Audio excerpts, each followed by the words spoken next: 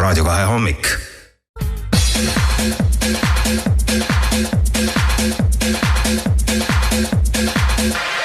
Taas sa seisad mu ees. Loodad, et ma sul andestan veel. Kuid sa ei tea, et asjatu püüd.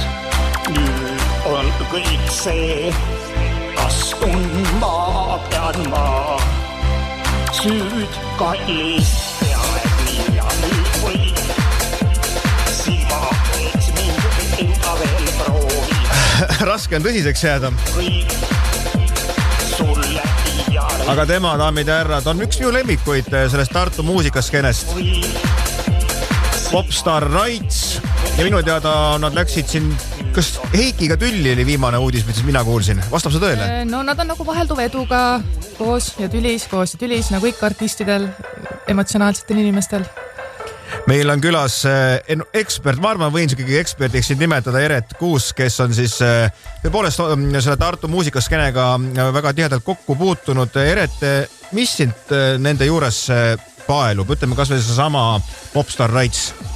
Jaa, sest kultuuris on alati olnud nagu peavool, on ju, ja siis need kõrvalvoolud ja mind on alati nagu kunstnikuna ka nagu huvitanud just need kõrvalvoolud ja amatöör esinejad, kunstnikud, kelle looming on nagu puhas igasugusest tsensuurist, enesetsensuurist ja sellest, et ma nüüd pean kuidagi nii tegema, nagu mul toodatakse. Et just see vabadus, ehedus, toorus teatud viisil ja videotegijana ka on nagu see nii lahe, et nad annavad mulle totaalse vabaduse teha, mida ma tahan, nad usaldavad mind ja see ongi siuke vastastikune sünergia. Ma korraks markeerin see vahele ka ära. Tabamata ime oli see film, mis on jätkuvalt ikka päris korralik hitt, mis siis tegelikult võtabki selle Tartu muusikaindustri siis nii-öelda vaatlus alla. Jah, et see on nagu algusaegade siis selline tabamus, kui nad alustasid ja nüüd tänase päevani väga aktiivselt tegutsevad ja on liitunud nendega ju ka Marko Tasane, keda kahjuks filmis ei ole, aga kellest kunagi kindlasti tuleks midagi teha. Eret, kuule, sa oled ju tegelikult pärit hoopis Saaremaalt, oled lõpetanud Kuressaare gümnaasiumi, edasi läksid Tartusse, eks ju, Tartu kunstikooli, edasi tulid Balti Filmi Meediakooli, mis on Tallinnas ja nüüd sa oled Tartus tagasi. Tavaliselt ja pürgitakse ikkagi eriti videokunstnikuna välismaale. Kuidas sina siis jäid ikkagi Eestisse? Mis seal Tartus siin nii väga paelub ja kuidas see Tartu skeene jõudis sinuni täpselt? Ma parandan, ma ei ela Tartus, hetkel elan Tallinnas, aga Tartu skeene paeluski mind siis sellel perioodil, kui ma nüüd Tabamata imet tegin. Ma elasin ka Tallinnas, aga vot siis, kui ma elasin Tartus vahepeal peale gümnaasiumi, siis Tartu lihtsalt nagu linna ja koha ja lokatsioonina, nagu mulle meeldib see Lõuna-Eesti vibe. Seal on see teatud psühhedeelia, mida võib-olla Harjumaal ei ole. Selline rahvaste sulatusohi või selline nagu Paabel, seal on nagu kõik erinevatest lähimaakondadest kokku tulnud inimesed, see on tudengilinn ja üldse see Tartu vibe on äge ja ma arvan, et see on Heiki ja nende loomingus ka nagu sees teatud määral see hullumeelsus Tartu vibe nagu, et ja see meeldibki ja see inspireerib. Kas sa mäletad esimest kokkupuudet ka nendega täpselt? Jaa, ma nägin tegelikult interneti vahendusel Leo Lehepuud esinemas mingil erapeol ja sealt nagu lihtsalt jäi kõrvu, ma kuulasin veel teda üle ja siis tekkis mõte teha film. Aga miks ma välismaale pürginud ma ei ole kuidagi vajadust leidnud, et Eestis on see nišš nagu videote näol mul olemas hetkel ja ma ei tegele ju ainult sellega, et see on siuke mõnus vähelepõige vahepeal tõsisemate dokkide juurest teha videosid. Ja ma arvan, et käime 3 sellist suuremat superstaari Tartu mõttes läbi ka.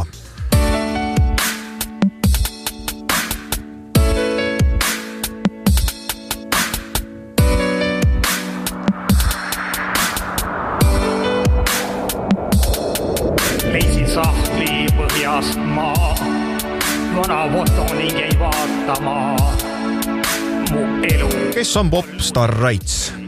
Popstar Raitsi näol on tegemist väga mitmekülgse isikuga, ta nimi on Raivo Hint muidu, pulmaisa, Afganistani sõja veteran. Afganistani sõja veteran? Just, aga sellest ma ei oska väga pikalt rääkida, et see on üks tema selliseid võib-olla elu tumedamaid pooli. Siis ta on pulmaisa õpetaja olnud koolis, väga selline markantne tegelane ja ka üks minu lemmikuid. Aga mis õpetaja või mis ainet on andnud? Noorte huvijuht minu meelest on olnud. Ja vist ka on öeldud, et tööõpetusõpetaja kunagi. Aga mis ta praegu, millega ta tegeleb? On sul viimased andmed ka? Viimased andmed puuduvad, et millega ta täpselt tegeleb. Kuskil seal noorte huviringide valdkonnas vist.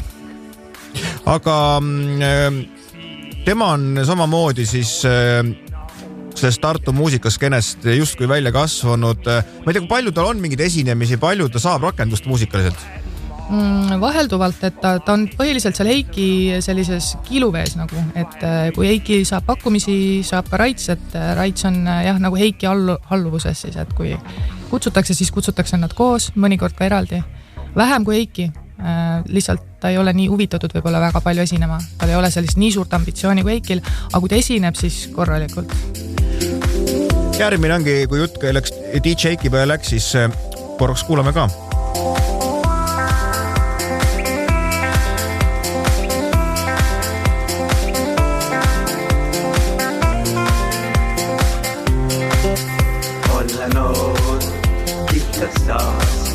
Seda aega meenutaks, olla mees, elu armastab, sõbralaised muusika.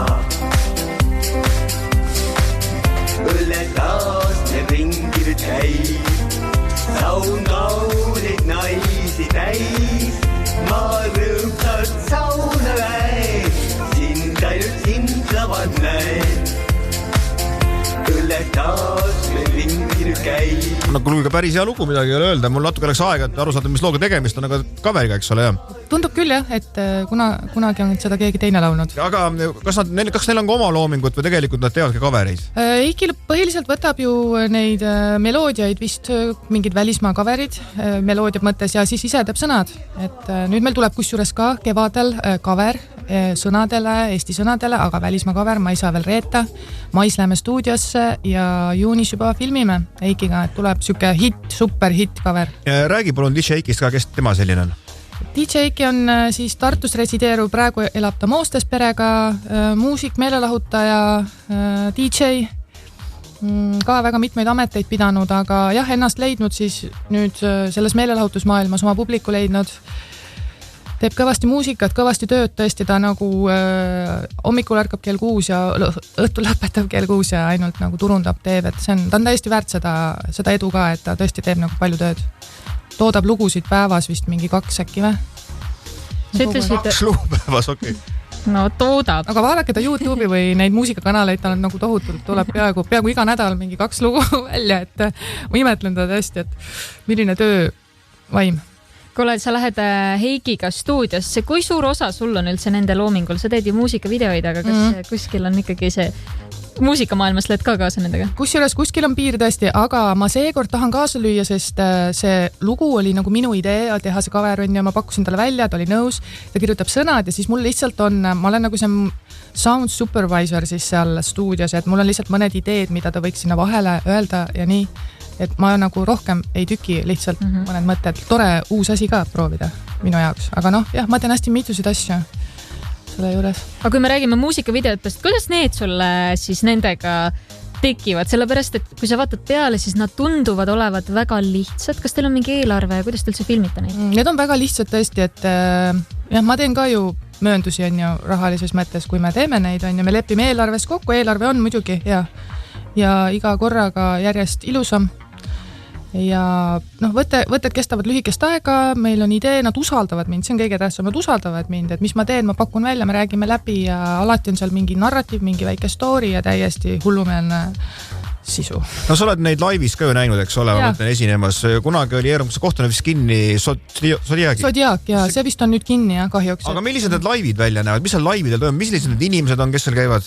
Täiesti seinast seina. Alguses võib-olla inimeste segment oli nagu kitsam, et olidki rohkem sellised Tartu kohalikud tööinimesed, tavalised lihtsad inimesed käisid ka on ju joomas, pidu pidamas.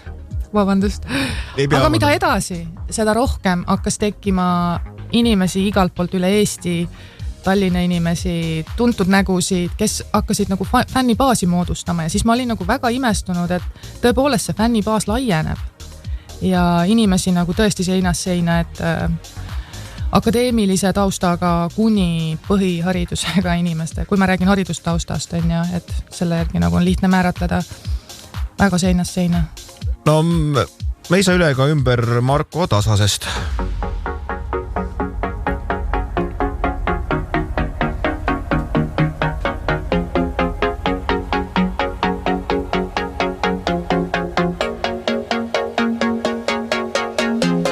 Te annetage mulle palun raha, nii suurt, mis reisikirge rahustaks.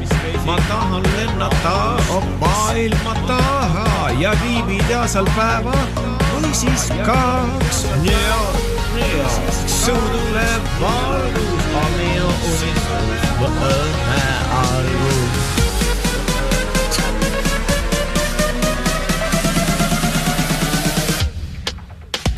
New York, Wow. valgus on minu unistus, õnne algus. New York. No ei jää väga palju Sveta muusikast alla, ütleme nii. Täpselt, hipster.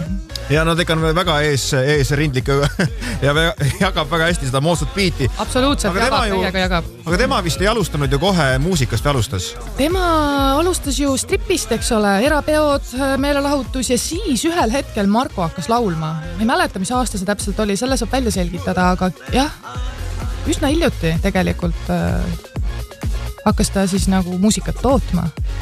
Ja ta on väga nagu teadlikult, täpselt teab, mida ta tahab, tal on biidid, tal on sõnade kirjutajad. Tal on sõnade kirjutaja? Ja Margit Peterson, kirjanik Pärnust, kirjutab tal Markole enamuse sõnu.